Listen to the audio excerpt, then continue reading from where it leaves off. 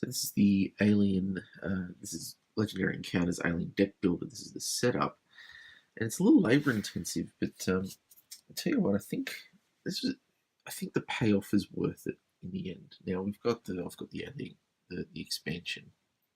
So I've got the hard cards, and I've got all the additional cards in there. But I mean, even if I knew all three scenarios, like all three scenarios go in there, they get placed upside down. But even if I knew every card in those scenarios, what I like about it is that there's now an additional uh, 9, 10, 11, 12 cards, which I have no idea of. So I don't. There's still an unknown element to this game. There's an unknown element of how they're going to show up, which cards I'm going to get out, which sergeant cards I've got. I mean, I like the hidden information.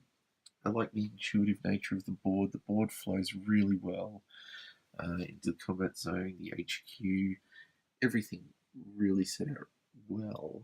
But again, the board is an abstract board, like it's entirely abstract. The complex is where all the action is and the combat zone. But in reality, it's not trying to indicate distance or traveling between places. It's essentially just like it is showing locations, but it's more about interaction with the cards themselves. So it's not like I need to move my pieces to any of these locations. It's about if an alien is in this location, I can scan it if I've got to attack or whatever. And if something's in the complex, then it may have some ability to get into the combat zone or whatever. So it's a simple board. It flows really quickly. I like the way that it just sort of flows across and then comes down here, and that's it. That's all of the action there. Really smooth, really simple. It it kind of again like it doesn't you don't see yourself on the board. So you've got your characters down here. They've got their abilities, but you're not necessarily on the board. I'm not sure if that's a good thing or a bad thing yet. I'll have a think about that. Get back to you. I'm going to quickly get into this. So that was brutal. I played 3 characters and they all died really quick. Like I think the game took half an hour in total. That card there, I got hit by that like 4 times. Ridiculous. There's only one in the deck. You shuffle everything back in, and it hit me like 4 times. I kept shuffling it back to the top of the freaking deck. Tail whip. Look at all those.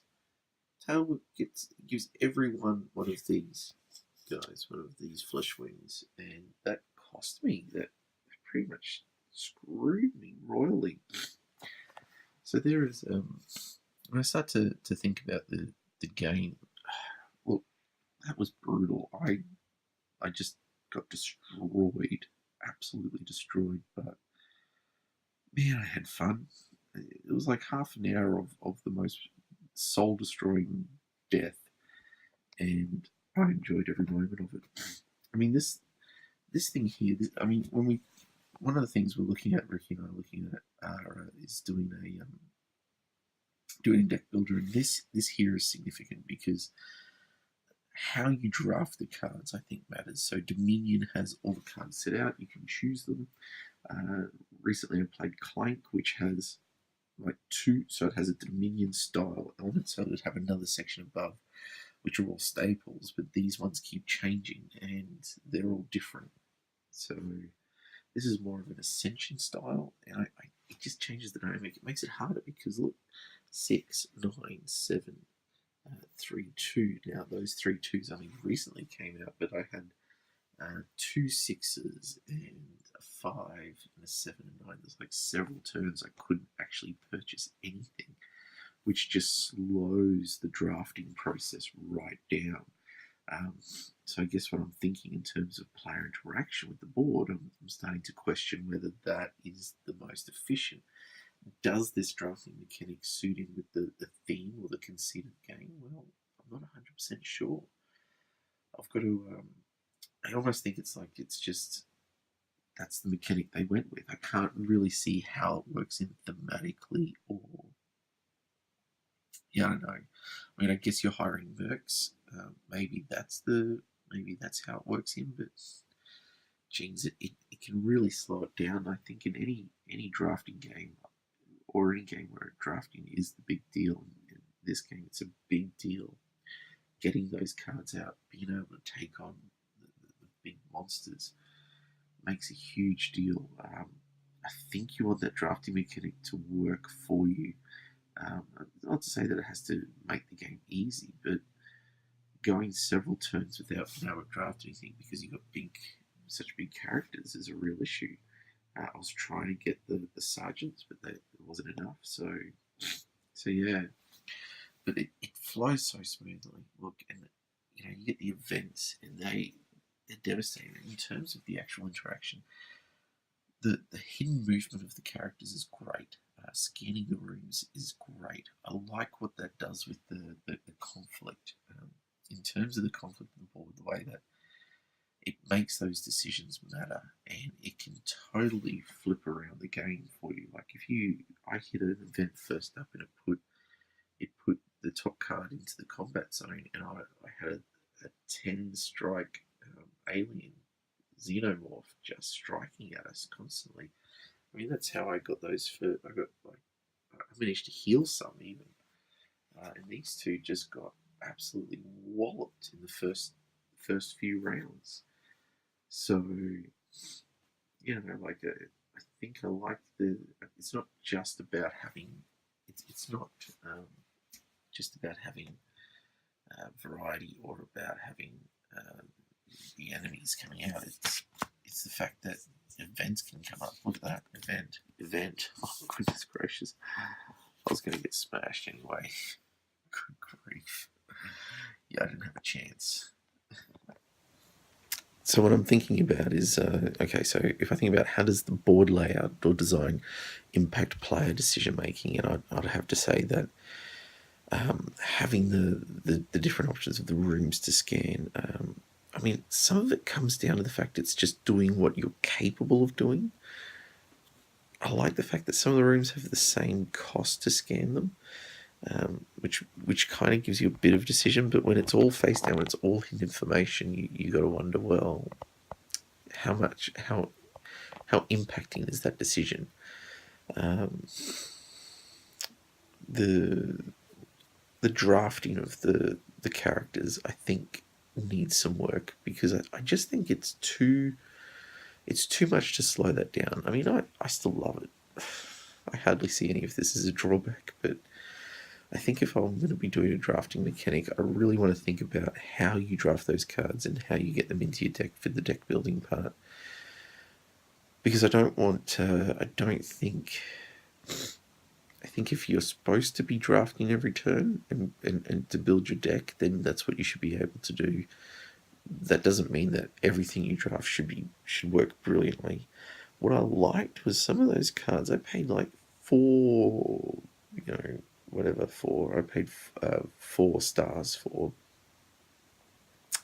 But when I used them to coordinate, they actually went into my partner's hand. And I like that interaction because it means that, well, I got to use it. Well, my other character got to use it.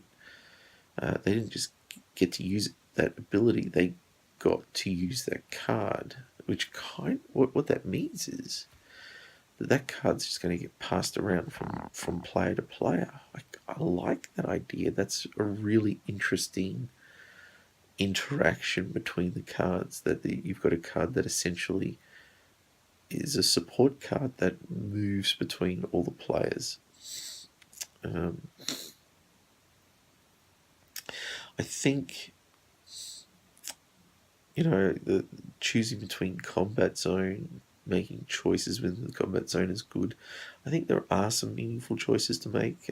Which rooms you scan. Do you scan further up? Do you scan further down? Do you try to create space? Do you attack in the combat zone, or do you attack in the complex? I think those choices are meaningful at times. I don't think it gives huge amounts of choices. Sometimes I feel with these sorts of drafting cards, you get your 6 cards and you just do what you can with what you've got. There's not a lot of, because all your hand disappears at the end, you just do everything you can. So I'm not sure that that really leads to hugely deeply impacting decisions. Sometimes I feel it's just your cards will dictate what your turn's going to be. So I guess that can be a bit of a weakness, really. There's probably a way to improve that, which I'd like to think about. But I like the extra options. I like the fact that you've got the sergeants you can buy if there's nothing in the complex. There's still 3. That was, on a couple of occasions, too much for me to use, even I only had 2. So you sort of have to roll with it. You have the choice between which characters to draft, even though in my instance they were all too expensive for a lot of turns. So yeah, there's a few different options to make on the board. Like quite a few. I like it. What else? How does the board design impact player interactions? Well, I mean, you've got the coordinate cards, which are important. So I guess I don't know that. I guess there'd be a lot of table talk, and I know when I play it, we usually just play open-handed. We're usually discussing how people should spend their turns. So it really is. That's one of the things I like about it, is it is collaborative on that process. It's not just like, I mean, when I think about Forbidden Island or Forbidden Desert, now they're okay games. I don't really enjoy them. I don't think they're, well, for the most part, I think they're kids' games. I don't think they're hard enough for a gamer. I don't really enjoy playing them. I never really, I didn't really lose. I don't think I lost a game of Forbidden Island, which sounds really like, but I didn't, and I don't know why. Like, I played it quite a few times. I played it with a lot of different kids. They really liked it. I just found it a bit dull and uninteresting. But the player interaction there is really, that opened up to the alpha game, where it's really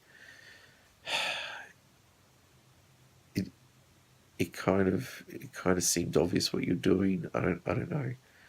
I feel the discussion during a game of Legendary Encounters is a little bit more people problem solving together, trying to make them optimal play, but working things out together. That's been my experience. Now I know that means it could still be open up to alpha gaming. It could still be up to bad interactions. It could just be people doing their own turns. But I don't know. I'm trying to think of what the co-op experience is, and the co-op experience has got to be about, for me, in my thinking, that player interaction. It's you versus something else. So if you're all doing your own thing to verse something else, I don't feel that that's necessarily a meaningful co-op experience. So I'd want players to be having those discussions. How is collaboration encouraged and designed into the game? Is it effective? Well, yes. I think those two questions are sort of leading into each other. That yes, I think the co-op is meaningful, but I think more could be done. Like, I think that I can see how the coordinate ability is about trying to build interaction between the players, but it's not that often. It's a little haphazard. It would be different if you just said once per turn you can co-op. Then you just get the choice, and even you could even put limitations on that. You can co-op one of your standard cards, which would add strength to that opening hand. Like, you could coordinate one attack, 1 star power per turn. Just as an idea, I'm just throwing ideas around. But that would be different then.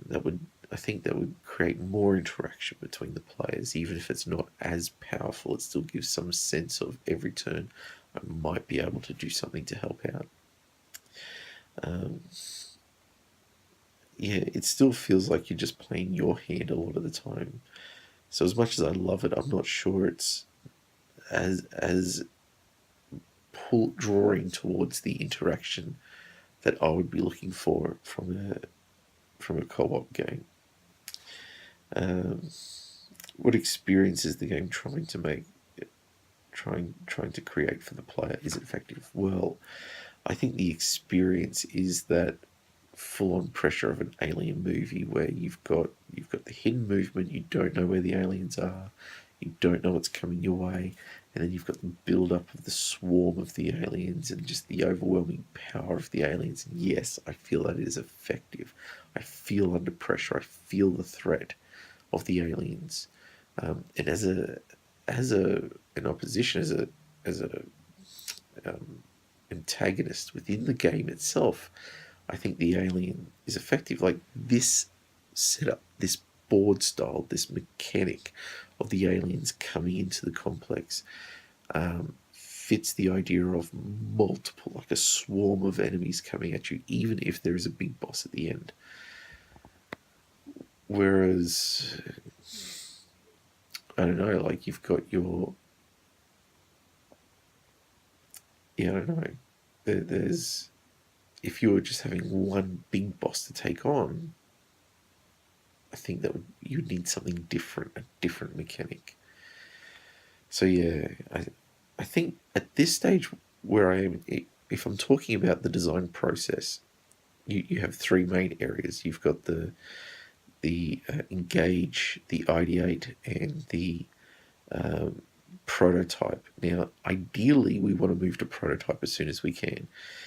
But at this stage, I'm sort of finding that I'm stuck in the engage section. So the engaging is just getting that problem there. It's getting the questioning going. It's here's a problem to be solved. Ideate is when you start to come up with ideas. Prototyping is showing those ideas and how they work. And prototyping can take lots of different ways. I want to get to prototyping as soon as I can. So I need to start thinking through what my plan is to start thinking through, well, how do these different facets work? So I know for instance, in this game, it's going to be co-op. In this game, it's going to be deck building. So I know a couple of things already. I know I'm going to need to have a drafting mechanic, and I know I'm going to need to have a card mechanic, or how cards build up. I'm going to need starting deck, and I'm going to need cards to add into that deck so that those decks do something extra. They're built on. And I'm going to need some level of player interaction. So I can even start finding ways to prototype just those mechanics, which would be my plan. Like find a way to, what's going to be the best way to do this? Find a way that creates the right feel. So again, as part of the engage process, we have to determine, well, what's the feel of this game going to be? What's the experience? With Room 25, that trapped, trying to escape, that rat in a cage. With Legendary Encounters, it's that, you're fending off this swarm of aliens. So that feel of that pressure coming at you, and just that tower defense of taking them down. I think both were effective in what they set out, but what's the feel of our game? That's going to be a big question. Answering that is going to help move us from just the engage to the engage part of the design process through to the ideate and the prototyping as soon as possible. Ideally, with design, we want to move straight to prototype, because with any game, with any design process, it's in the prototyping that you work out the bugs and you start to find and formulate the ideas. If you spend all your time thinking, you can spend forever questioning, thinking, gathering information, but it doesn't actually, once you get into it, you find you're going to encounter problems anyway. So the idea is to try and create a sense of failing forward, as I've heard it called by the head of design at my school, for instance. He uses this term, failing forward. So you're always, every time you fail, you're moving forwards. And it's actually part of the big Fortune 500 companies. They plan to fail, and they plan to fail early. That's the process of a lot of Fortune 500 companies, because as soon as you start failing, you start to refine those processes. It actually creates better, stronger ideas quickly. Of course, I'm doing all this with my beloved friend, and true nerd god, Wil Wheaton. Wil Wheaton, with me, giving me his support. I love you, Will. I'm glad you're here for me. Wil Wheaton, always there. Gosh, he's a sexy man. I'd turn gay for Will. I'm just saying, I'm putting that out there. I don't know what else to say. He's amazing. I love him. I love Will. And he overlooks all of this. So my goal really is to make a game that will make Will proud. I'm going to make you proud, Will. In the meantime, I'm going to keep problem solving. I'm going to keep engaging with this task. I think I've got to have a good, deep discussion with Ricky, and we're going to try and nut some things out. Get this done. Thanks for listening. Thanks for your time. Hope you're enjoying seeing this process as it happens. It's very slow at the stage, and it's very early stages. So until next time, I'm Dave Adams. I'll see you later.